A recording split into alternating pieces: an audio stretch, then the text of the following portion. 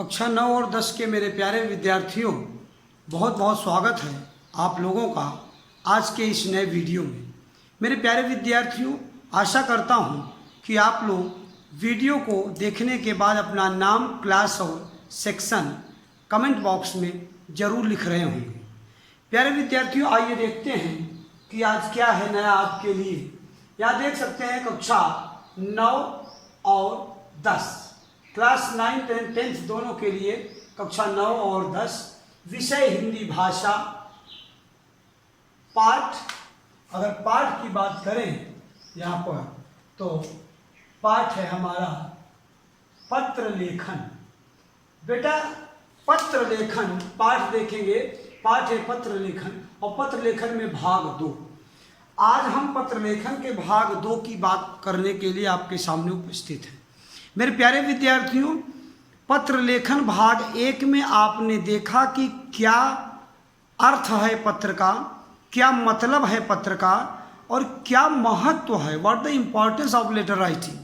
पत्र लेखन का महत्व क्या है, क्यों आज भी विचार संप्रेषण के तमाम लिखित साधनों में पत्र लेखन का महत्व आज भी क्यों बना हुआ है और भेद क्या है पत्र। अगर पत्र के तमाम प्रकार हैं, निमंत्रण पत्र, विवाह पत्र, शोक पत्र, तमाम तरह के पत्र हैं, आवेदन पत्र, प्रार्थना पत्र, तो उसमें से जो इतने समग्र विस्तार को संक्षिप्त करने के लिए 2 प्रमुख भागों में जब पत्रों को बांटा गया, औपचारिक पत्र और अनौपचारिक पत्र, उसको आपने देखा क्या है मतलब, औपचारिक पत्र की परिभाषा क्या है, उसका अर्थ क्या है, उसका मतलब क्या है, अनौपचारिक पत्र की परिभाषा क्या है, अर्थ क्या है, मतलब क्या, ये सब आप बातें पत्र लेखन के भाग 1 में देख चुके हैं। मेरे प्यारे विद्यार्थियों, उसी बात को आगे बढ़ाते हुए डायरेक्ट पत्र लेखन अगर हम आते हैं तो हम पत्र लेखन तो बहुत समय से पढ़ते आ रहे हैं। आज हमें पत्र के बारे में एक ऐसी मुकम्मल जानकारी प्राप्त हो जानी चाहिए, एक ऐसी महत्वपूर्ण यात्रा हम करें पत्र लेखन पर, ताकि हमें दोबारा वापस लौटना न पड़े। मेरे प्यारे विद्यार्थियों, यदि आप एक ईच एंड एवरी पॉइंट को आप अपनी नोट कॉपी में लिखते रहेंगे, हर बात को जो भी आपको PDF में उपलब्ध होगा उसे अगर आप अपनी नोट कॉपी में लिखते जाएंगे तो आपको किसी का मोहताज होने की ज़रूरत नहीं होगी। मेरे प्यारे विद्यार्थी, पत्र लेखन में आगे भी हम आपको 2 से 3 वीडियो भी और देंगे। क्यों? क्योंकि इसको बताने के बाद एक महत्वपूर्ण भाग बचता है पत्र लेखन का, भाग 3 हम जब उसमें बताएंगे, तत्पश्चात हम कुछ 1-2 औपचारिक पत्रों को, 1-2 अनौपचारिक पत्रों को लिख कर देखेंगे डायरेक्ट YouTube पर ही, इसी चैनल पर ही। तो प्यारे विद्यार्थियों, जब यहाँ तक की बात कर लेंगे तब मैं ये मानूंगा कि आप पत्र लेखन में एक अच्छी जानकारी प्राप्त कर ली है। तो हमें संतुष्टि मिलेगी तब जब आप संतुष्ट होंगे तब, और आप कब संतुष्ट होंगे, जब परिश्रम के साथ आप वीडियो को 2 से 3 बार देखेंगे, PDF में मिले हुए मैटर को अपनी अभ्यास कॉपी में लिखेंगे और बार बार उसको अभ्यास और याद करते रहेंगे। और कमेंट बॉक्स में अपना नाम, क्लास और सेक्शन जरूर लिखा करिए। हमारे आपके कम्युनिकेशन का वही एक माध्यम है। हम उसी के सहारे से ये जान पाते हैं कि मेरे परिश्रमी बच्चे पूरा वीडियो देखने के बाद अपना नाम, क्लास और सेक्शन लिख रहे हैं। तो प्यारे विद्यार्थियों, आइए देखते हैं आज भाग 2 में हम लोगों क्या है। हमने आपको बताया था कि CBSE बोर्ड के द्वारा जो उपलब्ध निर्देश है, जो आदेश है, जो संदेश है कि प्यारे प्यारे बच्चों को पता रहना चाहिए कि पत्र लिखने में क्या, किन चीज़ों की सावधानी रखना है, क्या पत्र लेखन में देना है और क्या पत्र लेखन में छुपाना है, ये सब जानकारी हमने आपसे वादा किया था। उसी वादे के अनुसार आज हम आपके सामने लेकर उपस्थित हैं। आइए हम लोग देखते हैं। मैं आपको ध्यान से एक एक शब्द, एक लाइन पढ़ाता हूं और आप ध्यान से सुनते रहिए और देखते रहिए। 2 से 3 बार इसको आप सुनिएगा, आपको समझ में आएगा।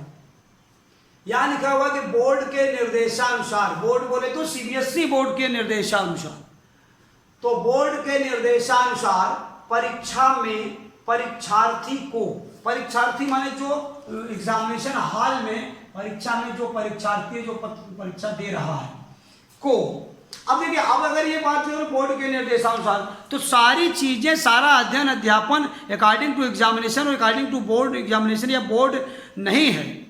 ये आपको दैनिक जीवन में जो पत्र लेखन के तमाम सावधानियां हैं, तमाम निर्देश हैं, उसको भी आपको बताया समझाया जा रहा है। अब पता चले कि बोर्ड के निर्देश से अनुसार गड़बड़ा जाए 9 के बच्चे कि साहब हमको वो कहाँ बोर्ड देना है। आपको उसी ट्रैक पे, उसी नियम पर, उसी कानून पर, उसी लाइन पर सीखना है और सिखाना है, क्योंकि आप प्रिपरेशन में, प्री बोर्ड एग्जामिनेशन में रहते हैं और आपको उसी लाइन पे चलना है। एक कदम बाद, एक साल बाद, एक सत्र बाद आप भी 10th में आ रहे हो, इसलिए हम 9th और 10th के बच्चों को एक मुकम्मल, एक सही रास्ते पर चलाने की कोशिश कर रहे हैं। ध्यान देना आप लोग क्या लिखा है, देखेंगे कि बोर्ड के निर्देशानुसार, निर्देश के अनुसार परीक्षा में परीक्षार्थी को अपनी पहचान बताने की अनुमति नहीं होती। बहुत ही ध्यान से देखेंगे, यहाँ क्या है, पहचान बताने की अनुमति होती है क्या, नहीं होती। You can not say about your self in the examination. तो पत्र जब आप लिख रहे हैं तो उसमें भी ये बात ध्यान में रखना है। नहीं तो ज़्यादातर देखते होंगे पत्र जो लिख रहा है वो अपना भी नाम लिख देता है, जहाँ भेज रहा है वहाँ भी लिख देता है। उस पर हम अभी प्रकार के प्रश्नों के प्रकार पर बाद में बात करेंगे। बोर्ड में किस तरह के प्रश्न आपसे पूछे जाते हैं, किस तरह की बातें होती हैं पत्र लेखन में, उसकी चर्चा हम अभी थोड़ी देर बाद करेंगे या नेक्स्ट वीडियो में करेंगे। अभी हम लोग ध्यान देते हैं कि अभी हम लोग क्या जान रहे हैं कि परीक्षार्थी को अपनी पहचान बताने की अनुमति नहीं होती। अतः इसलिए पत्र लिखते समय यदि पत्र लेखक अर्थात कौन, परीक्षार्थी, बहुत ध्यान देंगे, बहुत ध्यान से सुनेंगे, कह रहे हैं कि परीक्षार्थी को परीक्षा भवन में अपनी पहचान बताने की अनुमति नहीं होती है। अतः पत्र लिखते समय यदि पत्र लेखक अर्थात परीक्षार्थी, पत्र लेखक कौन है, अर्थात परीक्षार्थी के विषय में कोई जानकारी नहीं दी गई है, तो मतलब कभी कभी पेपर में देता है, कैसे देता, आपका नाम मोहन है और आप कबीर नगर नई दिल्ली में रहते हैं।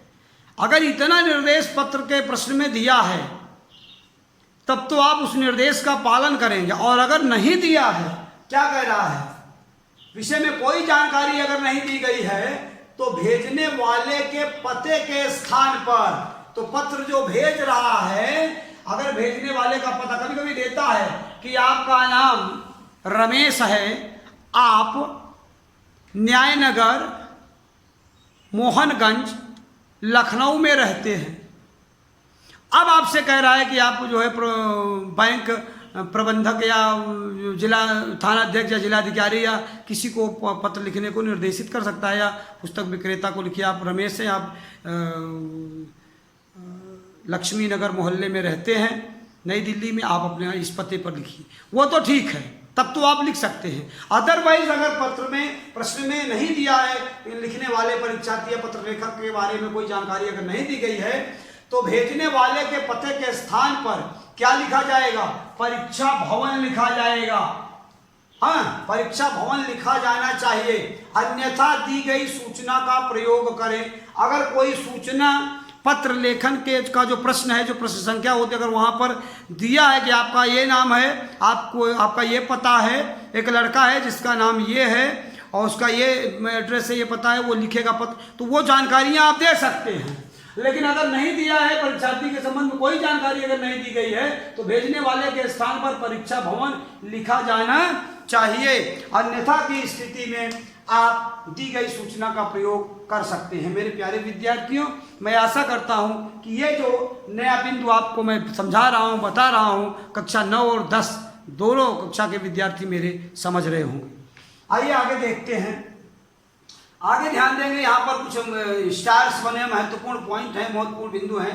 पहला क्या है, पत्र चाहे औपचारिक हो अथवा अनौपचारिक, दोनों में प्रारूप अथवा ढांचे का महत्वपूर्ण स्थान है।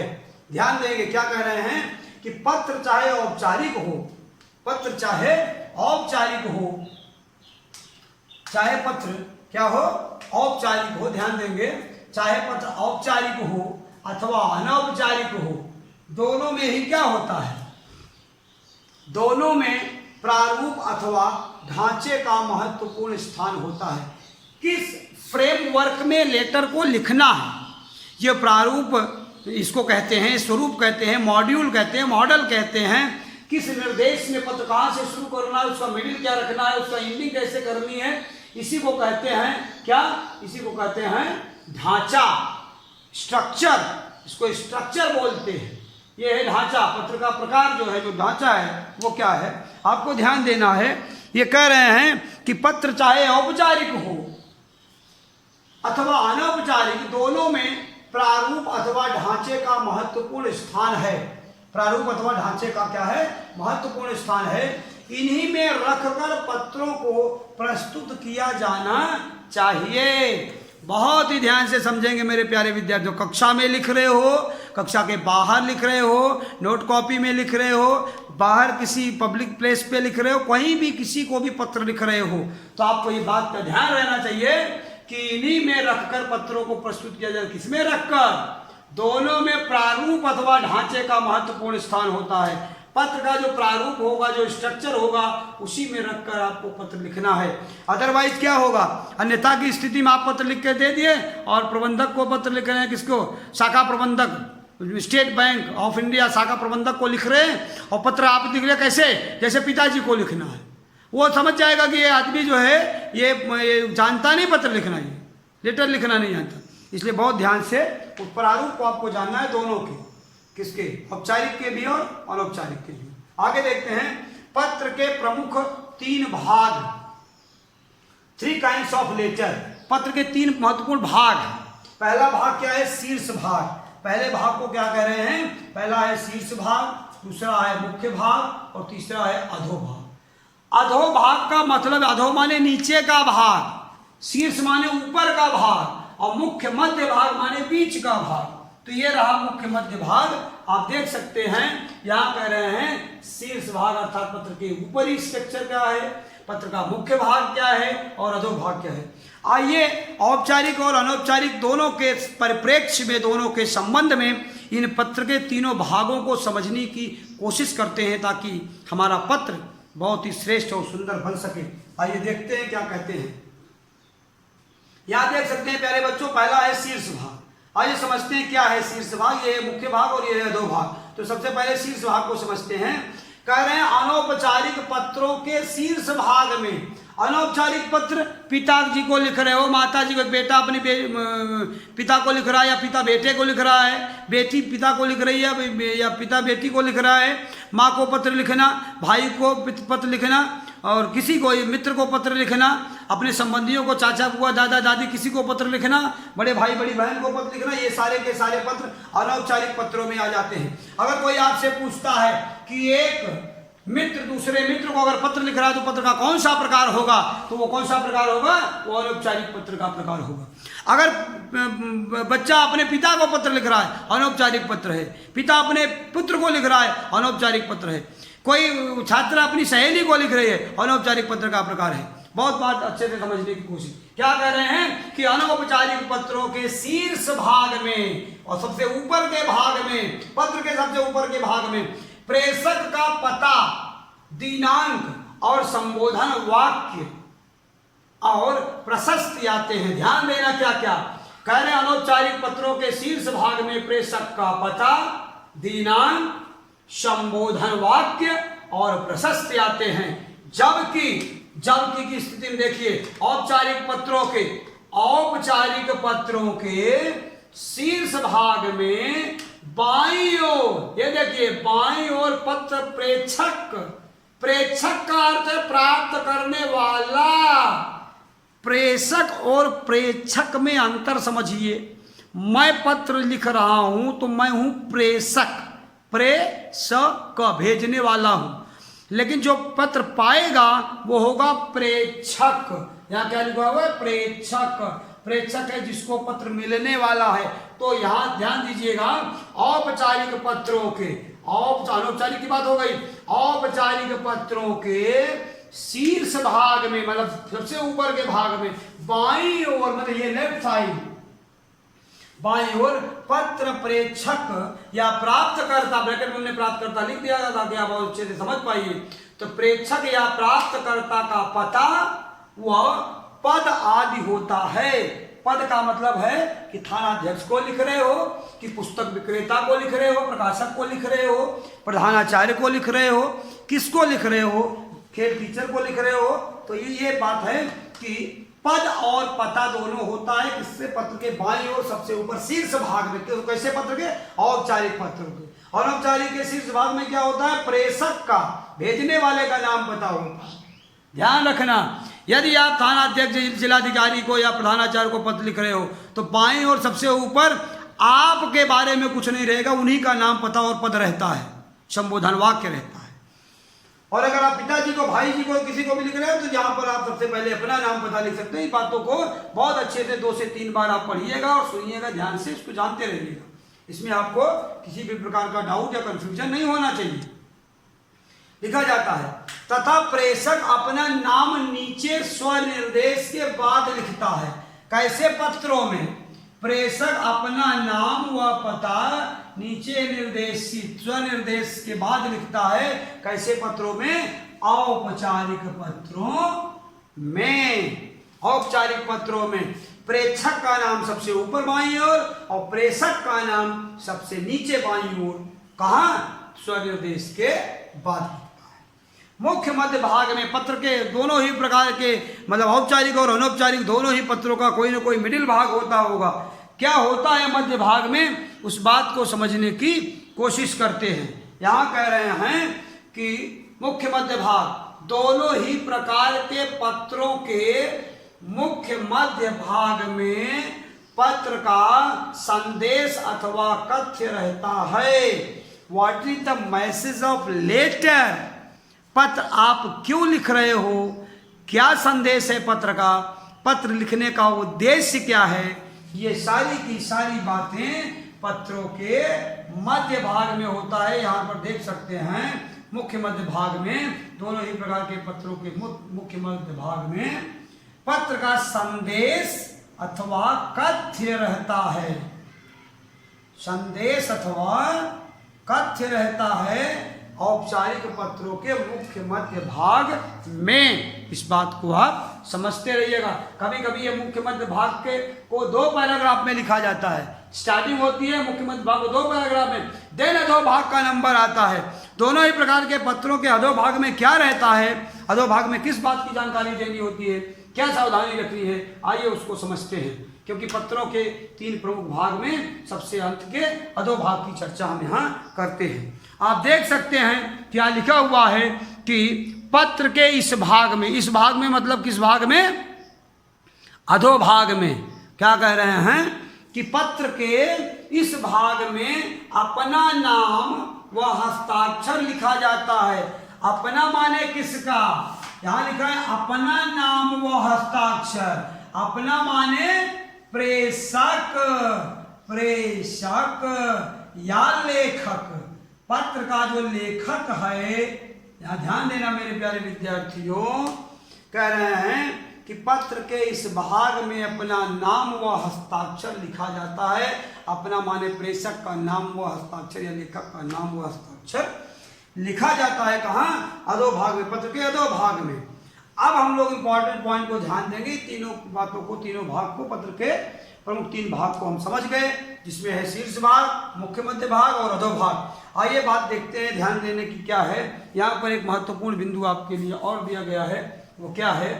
कह रहे हैं कि ध्यान रहे कि औपचारिक पत्र के मध्य भाग को, औपचारिक पत्र माने ऑफिशियल लेटर्स जो आप लिख रहे हो, जो प्रधानाचार्य को लिख रहे हो, जो जिलाधिकारी को लिख रहे हो, जो सीएमओ को, मुख्य चिकित्सा अधिकारी, जनपद के मुख्य चिकित्सा अधिकारी को लिख रहे हो, चीफ मेडिकल ऑफिसर को लिख रहे हो, बैंक के प्रबंधक को लिख रहे हो, खेल टीचर को लिख रहे हो, स्पोर्ट टीचर को लिख रहे हो, क्लास टीचर को लिख रहे हो, प्रधानाचार्य को लिख रहे हो, थानाध्यक्ष को लिख रहे हो, पुस्तक के प्रकाशक को लिख रहे हो, खेल सामग्री मंगाने के लिए किसी फैक्ट्री के मालिक को लिख रहे हो। इस तरह के पत्र होते हैं औपचारिक पत्र। ध्यान देना है आप लोग कि ध्यान रहे कि औपचारिक पत्र, ध्यान देना है। किस पत्र के बारे में बोल रहे हैं? औपचारिक पत्र के बारे में। क्या ध्यान देना है कि औपचारिक पत्र के मध्य भाग को, मध्य भाग, मुख्य मध्य भाग को समाप्त करने के बाद आभार सूचक वाक्य अथवा धन्यवाद लिखते हैं।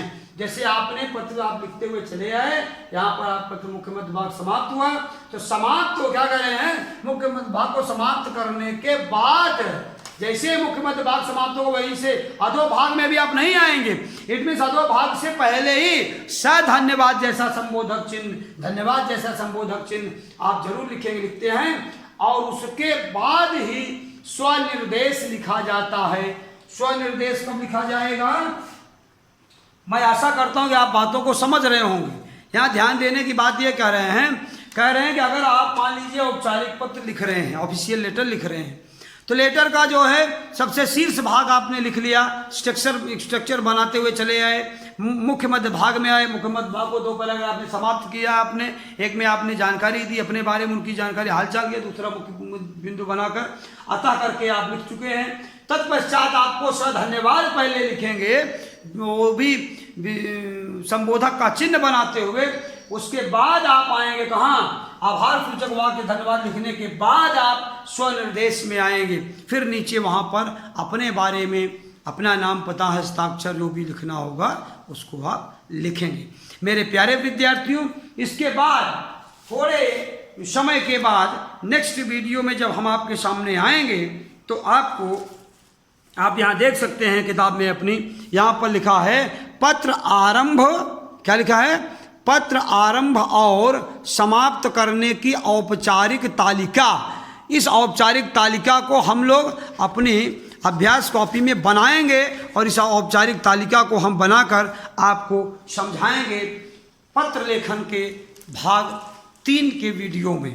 तत्पश्चात हम पत्रों को लिखने का अभ्यास भी एक पत्र, एक कम से कम एक औपचारिक पत्र और एक अनौपचारिक पत्र लिखने का अभ्यास भी करेंगे। इसके बाद हम उस स्ट्रक्चर को बता के आपको समझाने का प्रयास करेंगे। मेरे प्यारे विद्यार्थियों, इस आशा और अपेक्षा के साथ कि आप वीडियो देखने के बाद अपना नाम, क्लास और सेक्शन जरूर कमेंट बॉक्स में लिखोगे। आप स्वस्थ रहिए, खूब परिश्रम करते रहिए, अपने बड़ों छोटों सबका ध्यान रखिए। इन्हीं शुभकामनाओं के साथ आज का विषय यहीं तक रोकते हैं। मिलते हैं नेक्स्ट वीडियो में, तब तक के लिए धन्यवाद।